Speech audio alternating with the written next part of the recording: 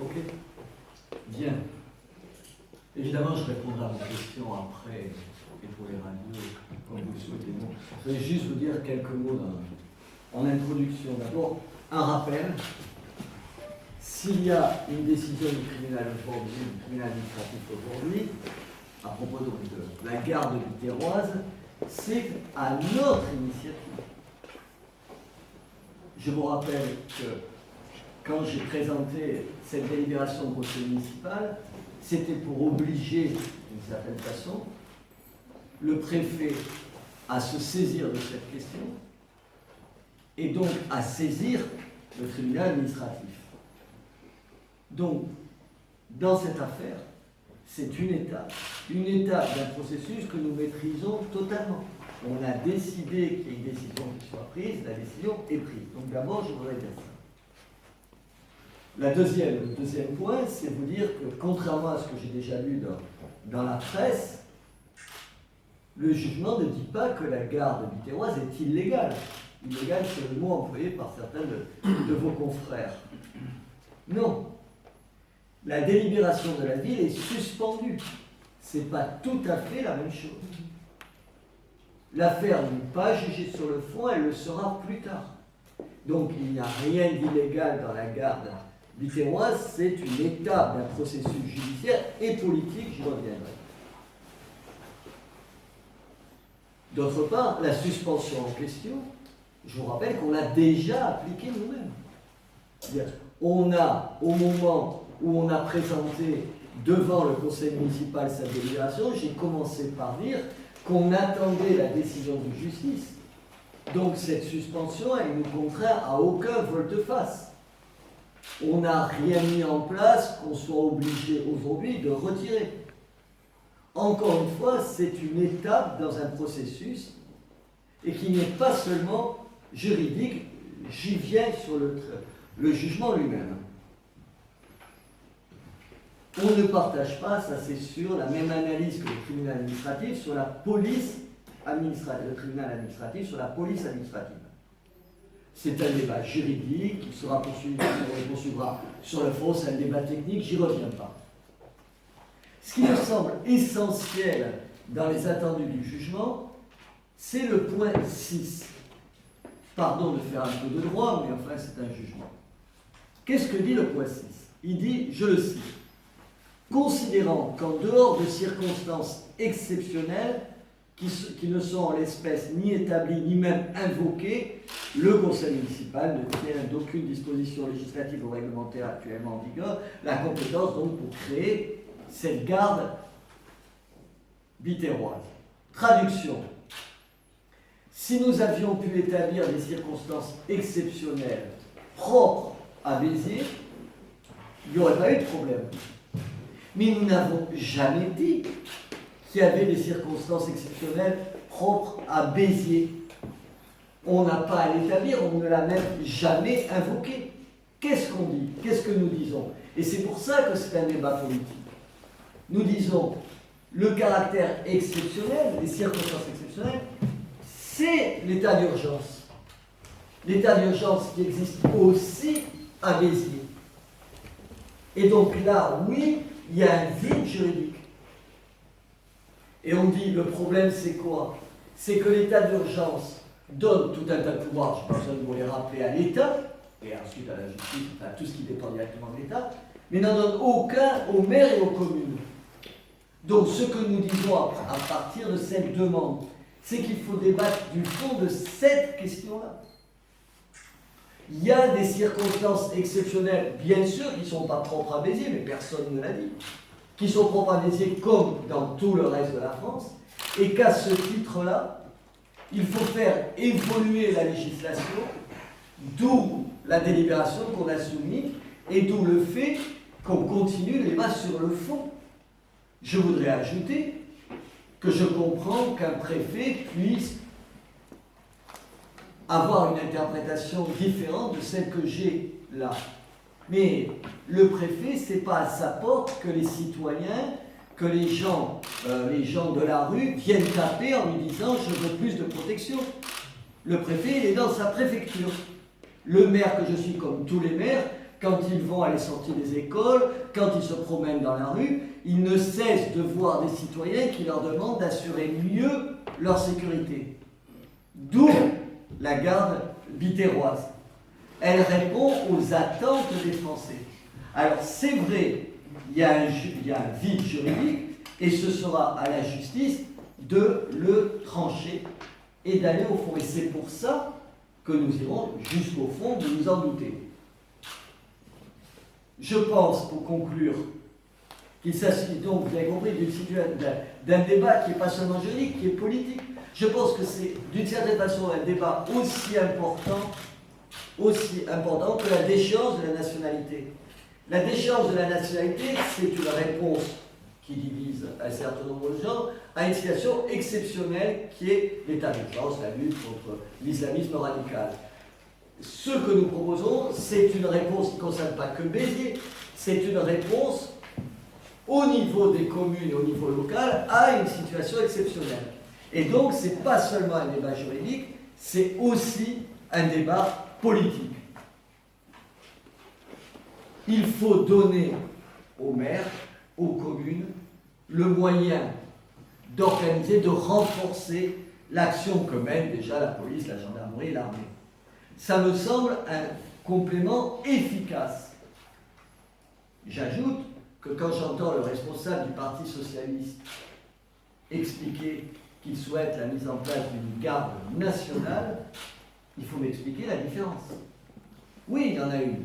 C'est que nous expliquons que cette garde biterroise, qui est liée, je vous l'ai dit, à l'état d'urgence, cette garde biterroise, elle a pour vocation de regrouper que d'anciens spécialistes de la sécurité, d'anciens policiers, d'anciens militaires, d'anciens pompiers, qui sont par ailleurs, puisqu'ils sont bénévoles, et qu'on en a eu près d'une centaine qui étaient prêts à rejoindre cette garde biterroise, des gens qui sont prêts bénévolement à servir leur ville, leur pays et leurs concitoyens. Honnêtement, il me semble que cet esprit civique, c'est un bien précieux. Et c'est aussi, ça c'est la partie de fond, que nous plaiderons devant le tribunal administratif sur le fond. Voilà donc les explications, j'attends vos questions. Sur le côté astreint qui était demandé par le préfet dans sa plainte, et qui ne figure pas dans les étendues du jugement, quelle interprétation j'en fais? Astreinte, pourquoi il demande? Je veux dire, on n'a jamais mis en place. Si on a une astreinte, c'est si tu mets en place quelque chose qui est déclaré illégal, qu'on te demande de retirer, et si tu ne le retires pas, enfin, tu sais, tu as une amende. Mais là, il fait du zèle. Mais on a eu de la part de M. Bousquet à une position politique. M. Bousquet était un préfet de région politique. Il n'y a pas lieu de donner une astreinte, bien sûr qu'il n'en parle même pas le tribunal, puisque personne n'a mis en place la garde. C'est pour ça que je dis qu'on ne fait pas de volte-face, on n'a pas à retirer quelque chose, puisque c'est nous qui avons demandé à ce qu'il y ait ce débat pour trancher sur le fond. Je suis un maire républicain, je respecte la loi, je vous rappelle que chaque fois qu'on m'a reproché de mettre en place, oui, on avait mis en place une crèche, là oui, on aurait pu nous demander une astreinte, sauf qu'on a eu raison. Donc je suis un maire républicain qui respecte la loi, mais qui veut qu'il y ait un débat sur le fond. Rien n'a été déclaré illégal. Aujourd'hui, ça a été suspendu. On n'a pas le droit de le faire, mais nous ne l'avons pas fait. On a attendu la décision, et maintenant on va débattre du fond, et on plaidera au fond ce que je vous ai dit. Oui, il y a des circonstances exceptionnelles, certes, elles ne sont pas biterroises, mais personne n'a dit qu'un Béziers avait une situation exceptionnelle. C'est la France qui vit dans une situation exceptionnelle qui s'appelle l'état d'urgence. Alors concrètement, la prochaine étape, c'est le débat sur le fond, devant le tribunal administratif, pas en référé, mais sur le fond. Un débat qui ne servira à rien. Comment? Un débat qui ne servira à rien, puisque la situation exceptionnelle finit le 26 février avec la fin de l'état d'urgence. Je ne sais pas si l'état d'urgence finit le 26 février. Pour l'instant, dans les... Pardon de vous dire que vous avez une information que je n'ai pas, donc nous verrons ce que dira le... Au jour d'aujourd'hui, l'état d'urgence est déclaré jusqu'au 26 février. On est d'accord. Absolument. Vous avez indiqué que le terme illégal, vous ne savez pas, la France de l'égalité, tel que c'est indiqué dans le... C'est pas la même chose. Non, il y a... Si on n'est pas dans la légalité, on n'est pas... Mais moi, cette délibération est dépourvue de toute base légale. Oui. Donc c'est pas illégal. Non, c'est pas la même chose. Elle dit pas ça, la phrase. Il faut lire juste avant ce qu'il y a. Considérant qu'en dehors de circonstances exceptionnelles qui ne sont en l'espèce ni établies, bien sûr qu'il n'y a pas de base légale dans ces conditions-là. Donc c'est Mais nous, on dit pas ça. On dit les circonstances exceptionnelles, elles existent, c'est l'état d'urgence, les circonstances exceptionnelles. Voilà. Vous savez quand est-ce que ça va sur le fond? Ah, je sais pas. La justice n'a pas donné de date d'échéance. Il n'y a pas eu de date. D'accord, très bien. Votre avocat, c'est Qui est notre avocat? Quelle chance vous avez alors de voir aboutir cette garde justement avant la fin de l'état d'urgence? Écoutez, je n'en sais rien. D'abord, on verra l'état d'urgence s'il est prolongé ou pas, premièrement. On verra quand est-ce que le tribunal se réunira. Deux éléments que nous n'avons aucun en notre.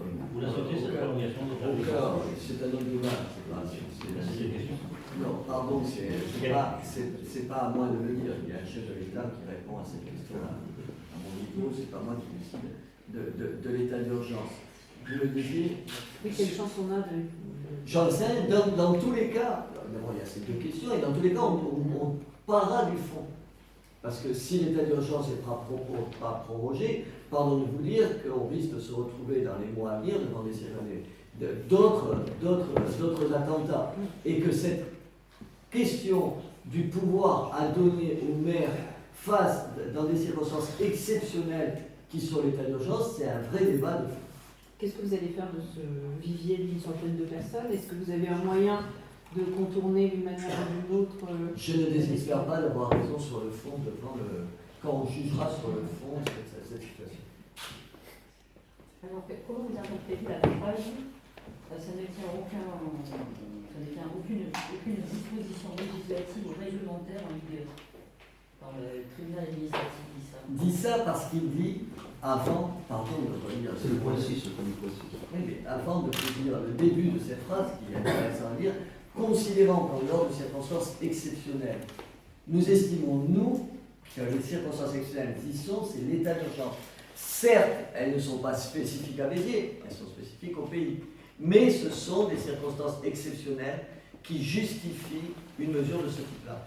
C'est là-dessus qu'on a un débat de fond, qui sera traité devant le tribunal quand il abordera la question de fond. Enfin, là, vous ne pensez pas qu'il est déjà traité Non, je ne crois pas. C'est très envie. Mais je ne sais pas, vous êtes peut-être meilleur juriste que nous. Ah non, non. Nous pensons que le débat est ouvert et qu'on plaidera ça. C'est-à-dire, en fait, que, pour résumer, pour parler de vide juridique, l'état d'urgence aujourd'hui en France ne va pas assez loin, c'est ça? Ce que nous disons, c'est que l'état d'urgence ne donne pas aux communes et aux maires des pouvoirs comme l'état d'urgence en donne à l'État. Et que c'est un vide juridique qui est problématique pour la sécurité des citoyens. En posant le débat de cette garde urbaine, c'est-à-dire une réponse spécifique décidée au niveau communal face à des circonstances exceptionnelles qui sont l'état d'urgence, on devrait avoir la possibilité de le faire. C'est ce débat qu'on mène. Oui, l'état d'urgence devrait donner aux maires des pouvoirs exceptionnels comme il en donne au niveau de l'État. Moi, je ne comprends pas pourquoi vous appelez ça un vide juridique. C'est là où je ne comprends pas. C'est pas un vide juridique, c'est simplement que vous réclamez quelque chose en plus, vous, mais à la base, il n'y a pas de vide.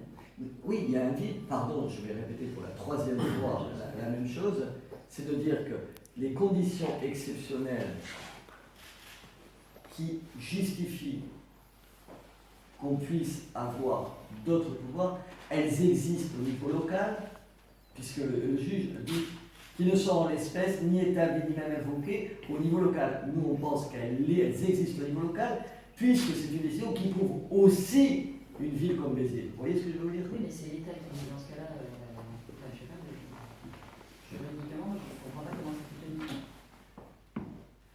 Pardon, il me semble que ça tient que dans un état, l'état d'urgence, état de situation exceptionnelle qui touche également ma ville, on pourrait imaginer que le maire dans ma ville puisse prendre des mesures exceptionnelles. Voilà, c'est encore ça. On peut dire aussi que c'est la porte ouverte à chaque maire qui... Non mais ça c'est votre point de vue, on n'est plus sur le terrain juridique, on est sur le terrain journalistique. Mais ça ne peut pas passer par la loi, ça. Enfin, je veux dire, Mais attendez, pardon, c'est bien pour ça qu'on s'est retourné devant le tribunal administratif et qu'on n'a pas pris la décision de le faire sans attendre une décision juridique. Vous avez remarqué. Depuis le début de votre mandat, vous avez quasiment doublé l'effectif de la police municipale, vous les avez armés. A priori, vous n'avez pas fait de demande de police nationale en plus. Pourquoi cette garde? Vous trouvez que vous n'êtes pas assez pourvu en police municipale et en police nationale? Je pense que face à la situation exceptionnelle que vit mon pays et donc ma ville, oui, il faut des mesures exceptionnelles. Et que quand un certain nombre de gens sont prêts, qui ont une expérience dans le domaine de la sécurité, sont prêts à apporter leur aide à la police nationale, à la police municipale et à la gendarmerie, on aurait tort de s'en priver, que pour les citoyens de ma ville, comme ailleurs, d'autres maires le faisaient, ce serait un plus qui n'est pas négligeable, bien sûr. Mais n'importe quelle personne normalement constituée qui voit une personne se faire agresser ou un vol qui est commis en face va appeler la police. On doit aller recruter des gens. Bien sûr, je pense néanmoins que la présence de gens du type d'une garde biterroise, d'une garde municipale, devant des écoles, par exemple, est susceptible de rassurer les gens, je le pense. Et ça existe déjà. Comment? Ce dispositif existe déjà. Vous n'avez pas en plus besoin de recruter une garde biterroise, ça existe déjà. Pardon, non. Aujourd'hui, dans ma ville, il y a 52 établissements scolaires, 56 établissements scolaires. J'aurais bien du mal à mettre devant chaque établissement scolaire 2 personnes pour assurer la sécurité des enfants. S'il y avait une garde biterroise, j'aurais ces gens-là. Voilà.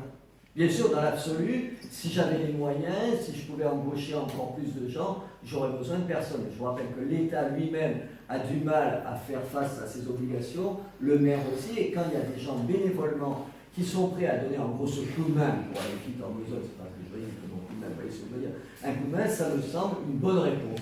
Quand ça s'appuie sur les gens qui sont bénévoles, qui ont un esprit civique et qui ont une expérience dans ces domaines, je ne comprends pas qu'on s'en passe. Moi, ce que je n'arrive pas à comprendre, parce que l'état d'urgence est nécessité par le fait d'actes de terrorisme. Oui.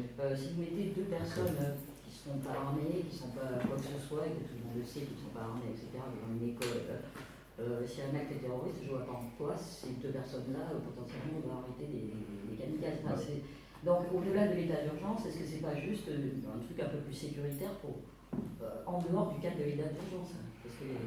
Pardon de vous dire, madame, que quand on met à l'entrée d'une grande surface des gardes qui fouillent, si vous croyez que ça va à coup sûr empêcher. Pardon, pardon, madame, je vais juste tenter de vous répondre si vous posez une question, sinon venez à ma place et vous faites la conférence de presse, ce sera plus simple. Vous me posez une question, je vais juste tenter de répondre. Si vous voulez me dire que ce genre de mesure ne règle pas le problème des kamikazes en France, je suis absolument de votre avis. Absolument de votre avis. Si vous croyez qu'aujourd'hui il existe une mesure qui évacue tout risque de kamikaze en France, il faut tout de suite que, non content de prendre ma place ici, vous preniez celle du ministre de l'Intérieur, peut-être même celle du chef de l'État, pour prendre les mesures qui s'imposent. Oui, vous avez raison, il n'y a pas de réponse à 100% efficace. Je pense néanmoins que la présence d'un certain nombre de gens, comme la garde biterroise, devant un certain nombre de lieux publics, est de nature, 1, à rassurer les gens, 2, à éviter un certain nombre de risques, de dangers. Que ça ne les évite pas tous, vous avez 1000 fois raison. C'est juste, est-ce que c'est pas purement démagogique pour juste montrer aux gens que voilà, on joue sur une fibre d'insécurité, etc. Est-ce que ça... Non, j'apprécie la neutralité de la question. Non, pas du tout. J'apprécie l'absence de point de vue critique de la question. Écoutez, c'est votre appréciation. C'est pas une appréciation, c'est une question. C'est pas une appréciation, c'est pas une question, c'est une appréciation. Il y a 36 000 communes en France. Comment expliquez-vous que vous êtes le seul des 36 000 maires à ressentir cette impérieuse nécessité de créer une garde municipale? Non, pardon, je viens de me dire qu'il y a une commune socialiste qui nous a demandé. Deuxième, sur 36 000. Mais pardon de vous Mais dire. est-ce que les 35 998 autres sont des gens qui ne s'occupent pas de leur commune? Sans que ma question vous paraisse orientée, est-ce que j'ai le droit de la poser? Vous avez le droit de poser toutes les questions. Non, vous êtes gentil. Ah, mais j'ai le droit de, pardon de vous dire, j'ai le droit de ne pas être gentil. Je ne savais pas que le boulot des journalistes, c'était qu'on leur caresse le poil dans le sens. Je crois qu'on n'a pas exactement la même conception. C'est un truc qui a fait 35 ans. Ce que vous essayez de faire, c'est-à-dire ce métier de journaliste. Attendez, évidemment que le maire à Béziers, il prend un certain nombre d'attitudes, de mesures que d'autres maires ne prennent pas, mais ce n'est pas le seul domaine, vous avez remarqué. Oui, voilà. Je l'ai dit 20 fois que ça demandait. Les citoyens ont envie de sécurité, j'essaie de leur en apporter. Non, mais là, s'ils ont envie, ça veut dire que dans ce cas-là, vous considérez qu'il n'y en a pas assez. C'est exactement ça. Si vous n'avez pas compris que je pense Si, qu'il n'y en a oui. pas assez, c'est Mais qu'est-ce que vous voulez au fond? rien qu'il y ait plus de sécurité, madame. Est-ce qu'il ne pourrait pas basculer dans le dispositif voisin vigilant? Alors c'est volontaire. Est-ce que ça ne ferait pas le même résultat puisqu'on veut une présence, un œil ouvert? C'est pas tout à fait la même chose, même si les voisins vigilants, c'est quelque chose qu'on met en place dans ma ville parce que c'est une réponse. Mais pas une réponse, me semble, d'abord c'est pas un processus qui est réservé aux gens, pas devant leur école, mais devant leur maison, c'est pas tout à fait la même chose, mais c'est une réponse, oui, mais ça me semble une étape, si vous voulez, une marche de plus dans la même mobilisation des citoyens. Quand on demande, vous avez raison, quand on demande aux voisins vigilants, qu'est-ce qu'on leur demande? En gros, de se préoccuper pas seulement d'eux, de leur sécurité, mais celle des gens autour. C'est la même chose qu'on demande, simplement, c'est une étape de plus. Mais je vais vous le dire tout de suite, je voulais vous le dire, madame, ce que je demande là, malheureusement, si la situation perdure, s'il y a encore d'autres attentats en France, vous verrez que ce sera mis en place dans les communes. Simplement, on aura été un peu en avance. Mais ce sera mis en place parce qu'évidemment, c'est une réponse qui va de soi. La mobilisation des citoyens pour assurer la sécurité d'autres citoyens encadrés par la loi, c'est une réponse, comme le dit votre consoeur, plus développée que les voisins vigilants, mais dans la même lignée que les voisins vigilants. Quand le préfet donc justifie le fait que il vous a attaqué en disant qu'il y avait même des germes de dérive inacceptables, vous l'entendez comment De M. Bousquet, ouais. comme un discours politique. Je suis pragmatique, j'essaie juste de répondre aux attentes de mes concitoyens. Pendant l'audience, l'avocat de la préfecture a parlé de passage de commande, de l'uniforme de la part de la ville. Les uniformes, c'était pour qui? C'était pour la police municipale? Mais oui, il s'est trompé, parce que c'est un préfet qui ferait mieux, plutôt que de faire de la politique, M. Bousquet, de lire exactement ce qu'il en est. Non, c'était la garde urbaine, c'est-à-dire la police. Enfin, les ASVP, vous savez, les gens qui mettent les PV. Enfin, Donc aujourd'hui, il n'y a pas d'uniforme qui mais non, il n'y a rien qui a été demandé, mais pardon de vous dire, je l'ai repris, parce qu'il prend ça, il confond, enfin, qu'un préfet de région confonde les ASVP et ce qu'on est en train de mettre là en place, pardon, ça me laisse rêveur. Sur l'uniforme, il y avait marqué garde, Il y a garde urbaine, mais Ouais. enfin, les gardes urbaines, il y en a dans toute la France. Ouais. Ça n'a rien à voir avec ce qu'on peut sur les gardes municipales, c'est autre chose. Mais peut-être qu'il est allé un peu vite en besogne quand il a lu ce qu'il y avait écrit dessus, ou à la recherche d'une erreur. Est-ce qu'au-delà de l'état d'urgence, c'est quelque chose que vous souhaiteriez généraliser en fait toute l'année? Bien sûr que non. On a dit depuis L'état d'urgence, pour essayer de s'arrêter, à moins de nos attentats, c'est pas quelque chose qu'on peut. Mais madame, c'était une réponse liée à l'état d'urgence. Est-ce que. Enfin, Liée à l'état d'urgence. Vous êtes pour une décentralisation de l'état d'urgence. C'est ça la position. Je suis pour que quand il y a l'état d'urgence, on donne à un certain nombre de maires plus de pouvoir qu'ils en ont aujourd'hui. C'est tout. Et plus que l'État, parce que l'État ne peut pas créer ses pardon. équipes de surveillance civile hors de tout contrôle démocratique. Mais pourquoi hors de tout C'est la loi. contrôle démocratique? c'est la loi. Pourquoi hors de tout contrôle démocratique?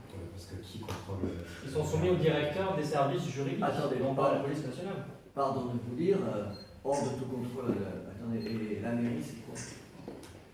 Et la mairie, les services de la mairie, les services municipaux n'ont pas exactement le même rôle. Pardon? Oui, mais attendez, il y a un contrôle sur ces gens-là, personne n'a dit qu'il n'y en aurait pas. Oui, mais un contrôle de qui? C'est ce que. Attendez, on l'a dit depuis le début, madame, ou vous faites semblant de ne pas À partir du comprendre, moment où ou la j'ai un peu de préfecture- mal à m'expliquer, ou... Non, mais à partir du moment où la préfecture juge que c'est illégal et que c'est inacceptable, Pardon, madame. je vois pas par qui vous pouvez le faire contrôler, c'est quand même la préfecture qui doit contrôler ces gens. Non, pardon, madame. C'est bien pour ça qu'il y a un jugement aujourd'hui. C'est parce qu'on a le droit en France, c'est la démocratie, de contester une décision de la préfecture. C'est exactement ce qu'on vient de faire, madame. Voilà. Est-ce que ça veut dire que tu vas aller jusqu'au bout? Autrement dit, donc là maintenant, ok, il y a le référé qui est défavorable. Il va y avoir le jugement sur le fond, je ne sais quand. Si ce jugement sur le fond est favorable, ça veut dire qu'automatiquement il y a appel? On verra. Ça serait la logique, de toute façon. On verra au gré de ce qu'il y a dans les attendus. Pourquoi j'ai refusé de commenter à chaud la décision tout à l'heure? Parce qu'on n'avait pas les attendus. Maintenant, on a les attendus, on les commente. Donc, à chaque jour son étape et sa décision. Oui, juste, je parle d'une logique de pensée. On ira jusqu'au bout. On ira jusqu'au bout. Donc, A priori, mais j'attends de voir les A attentes. priori, si jamais un jugement sur le fond est défavorable, On ira jusqu'au bout. Attends, il a ta question. On ira jusqu'au bout, mais j'attends, pour te le confirmer, de voir les attendus du jugement chaque fois. Pour me prononcer. donc on en a pourquoi 3 ans, 4 ans. C'est un feuilleton.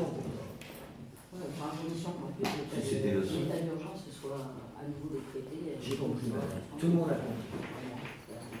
Tout le monde a compris. D'autres questions?